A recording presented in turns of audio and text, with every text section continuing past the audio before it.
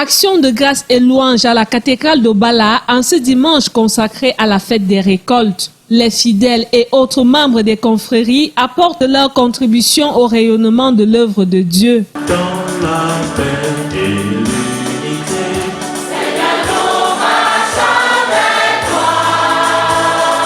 Unis dans ta charité, nous marchons avec toi. À quelques heures du début du carême, l'évangile de ce dimanche tiré du livre de Matthieu au chapitre 5 appelle les chrétiens à vaincre le mal en pratiquant le bien, car ce n'est qu'en aimant son ennemi que le chrétien marque la différence avec le païen. Nous perdons beaucoup de temps, beaucoup d'énergie, beaucoup d'argent à aller à la justice, à traîner les autres au tribunal, alors que par le dialogue, alors que par l'écoute, alors que par l'humilité, plusieurs de ces problèmes peuvent être résolus. Mais comment résister à la tentation de se venger dans un environnement où l'orgueil, la haine, la violence et la méchanceté abondent? La réponse se trouve dans l'attachement à Dieu qui est amour.